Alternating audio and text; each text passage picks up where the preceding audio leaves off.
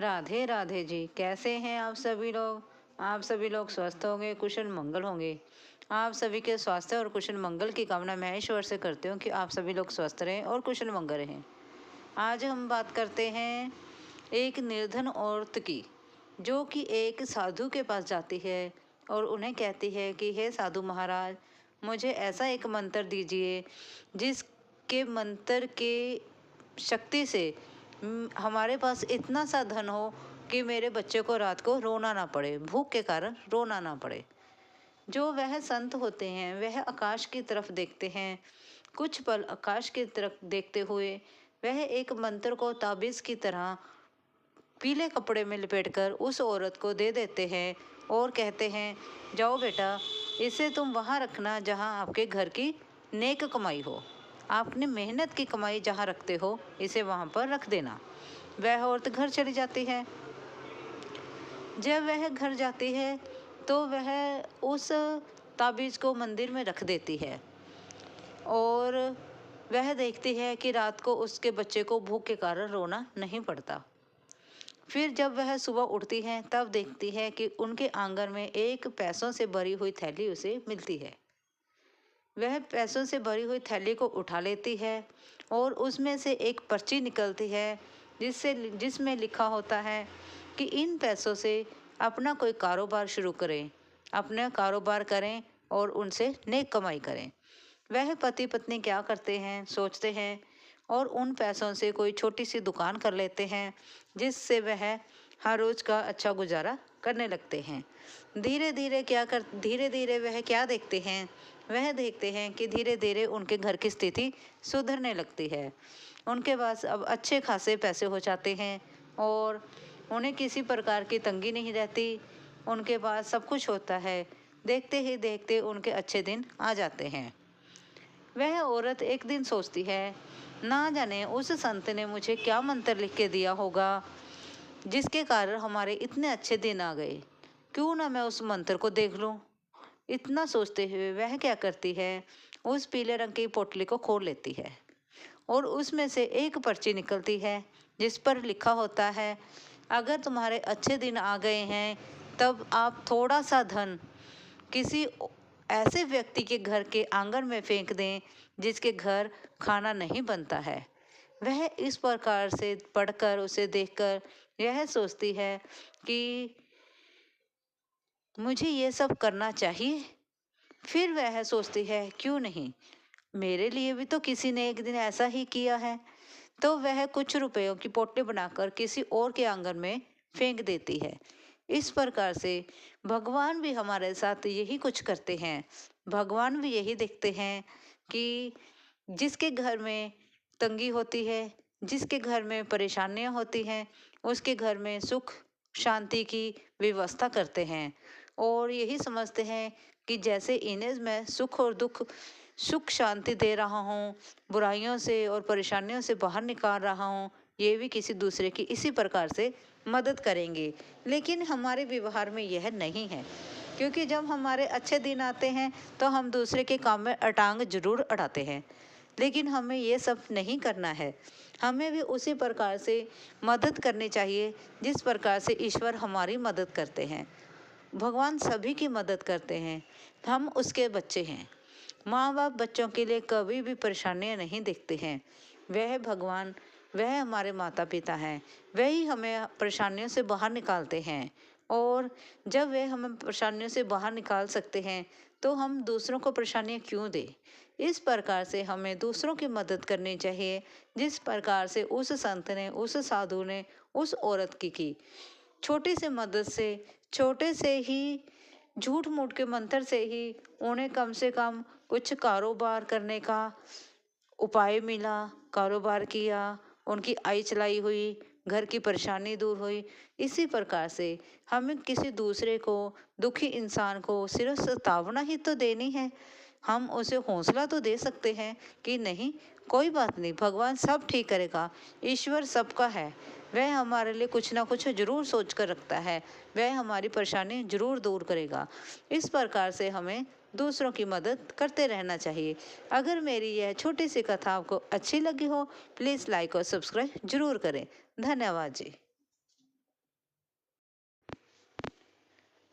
राधे राधे जी। कैसे हैं आप सभी लोग? आप सभी लोग स्वस्थ होंगे, कुशल मंगल होंगे। आप सभी के स्वास्थ्य और कुशल मंगल की कामना मैं ईश्वर से करती हूँ कि आप सभी लोग स्वस्थ रहें और कुशल मंगल रहें। आज हम एक आज हम बात करते हैं एक भिखारी की, जो दर दर जाकर भीख मांगता है। वह व्यक्ति सुबह उठकर भीख मांगने के लिए निकल पड़ता है, और जब वह एक दरवाज़ा ऐसा था जहाँ पर उसने हर रोज़ जाना ही जाना था, वह वहाँ भीख मांगने जाता। और उस घर का मालिक जब बाहर आता तो खूब सारी गालियाँ निकालता और कहता, क्या तुम कमा कर नहीं खा सकते? भगवान ने तुम्हें दो अच्छे हाथ पैर दिए हैं, उसका तुम वर्तों में लाओ और उससे कम मेहनत करो और कमाओ और खाओ। इतना कहता हुआ वह मालिक जो है उसे खूब सारे गालियाँ निकालता और उसे वहाँ से दौड़ा देता, और कभी कभी तो अकेले में उसे धक्का भी दे देता। वह उसके साथ मालिक जो है उस भिखारी के साथ बहुत ही बुरा सलूक करता। और जब वह भिखारी वहाँ से जाता तो वह कहता है, भगवान तुम्हारे पापों को क्षमा करे। इतना कहता हुआ वहाँ से चला जाता। और एक दिन वह उस दरवाजे पर गया और फिर जो उसका मालिक था, घर का जो मालिक था, वह खूब सारे उसे गालियाँ निकालता है और उसे वहाँ से चलता कर देता है।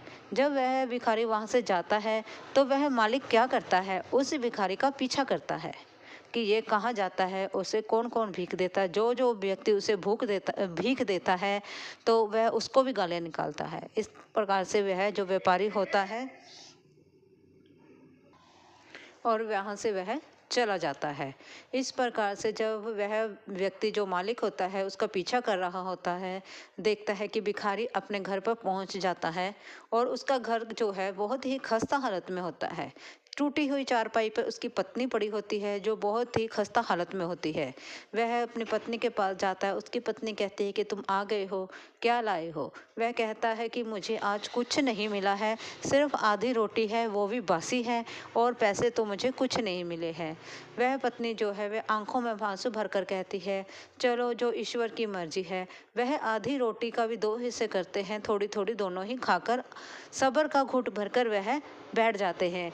और वह जो भिखारी होता है वह पत्नी से कहता है कि कभी वो दिन याद करो जब हम बहुत ही शाहूकार होते थे और हमारे घर पर लोग भिखारी मांगने आते थे, तब मैं उनको कितनी ही बद्दुआ देता था। और वह भिखारी हमें उस बद्दुआओं के बदले में वह कहता था कि तुम्हारा भी कभी ना कभी तुम्हें यह दिन देखना पड़ेगा। इस प्रकार कहता हुआ वह भिखारी वहाँ से चला जाता था। उस भिखारी की वह बद्दुआ जो हमें लग गई है, और हम कहाँ से शाहूकार से आज हम भिखारी बन गए हैं। लेकिन आज जो समय है, मैं किसी को भी बद्दुआ नहीं देता हूँ। अगर मुझे लोग गालियाँ देते हैं तो मैं कहता हूँ, भगवान तुम्हारे गुनाहों को माफ़ करे। इतना कहता हुए मैं वहाँ से चला जाता हूँ। वह जो वह मालिक होता है वह छुपकर उनकी बातें सुन रहा होता है। अगला दिन आता है, तब भिखारी फिर उसके दरवाजे पर भीख मांगने जाता है। तब वह व्यापारी जो होता है, वह मालिक जो होता है, उसे गालियाँ नहीं देता है और उसे आदर से उसके लिए जो रोटी वह पहले से ही निकाल कर रख देता है वह उसे देता है, और दाल सब्जी भी देता है और पीने के लिए पानी भी देता है।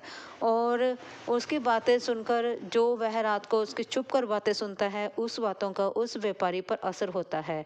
तो वह व्यापारी आंखों में नम आंखों के साथ उस भिखारी को खाने के लिए देता है, और भिखारी जो होता है उसका बदला हुआ रूप देखकर वह हैरान हो जाता है और वह वहां से लेकर चला जाता है। खुशी के मारे भिखारी का तो ठिकाना ही नहीं रहता। इसी प्रकार से हमें इस कहानी से यही शिक्षा मिलती है, किसी के बद्दुआ ना लो। किसी की अपशब्दों का आप पर बहुत ही असर होता है। अगर किसी की बद्दुआ हमें लग जाए तो बहुत कुछ बदल सकता है। इसीलिए कोशिश करें कि दिन में हम किसी से बद्दुआ ना लें, और अगर हम किसी की दुआ नहीं ले सकते तो बद्दुआ भी ना लें, क्योंकि बद्दुआ जो होती है वह इंसान को कहां से कहां पहुंचा देती है। करोड़पति को भी मिट्टी में मिला देती है। बद्दुआ बहुत जल्दी काम करती है। अभी जहां तक दुआ जो हम लेते हैं, 100 में से 1 इंसान की दुआ हमें लगती है, लेकिन बद्दुआ जो है वह जल्दी वर्क करती है, जल्दी ही काम करती है। इसलिए कोशिश करें कि हम अगर किसी का भला नहीं कर सकते तो किसी का बुरा भी ना करें। कहीं हमें किसी की अगर बददुआ लग गई तो हमारा कुछ भी नहीं बचेगा। इस कहानी से तो हमें यही शिक्षा मिलती है, अगर भगवान ने हमें कुछ दिया है तो अगर हम किसी की मदद करना चाहते हैं तो करो, अगर नहीं करना चाहते तो किसी की बददुआ मत लो। भगवान को याद करो, उसका सिमरन करो। हम सभी उसी की संतान हैं और भगवान ने हमें बनाया है तो कुछ सोचकर ही बनाया है, क्योंकि भगवान द्वारा बनाई गई कोई भी चीज़ व्यर्थ नहीं जाती है। ईश्वर वही चीज़ बनाता है जो इस धरती पे जिस चीज़ की ज़रूरत हो। इसलिए इन शब्दों को थोड़ा दिमाग में रखते हुए अपना काम करें कि किसी की हमने बददुआ नहीं लेनी है। बोलो, प्रेम से बोलो, राधे राधे। जय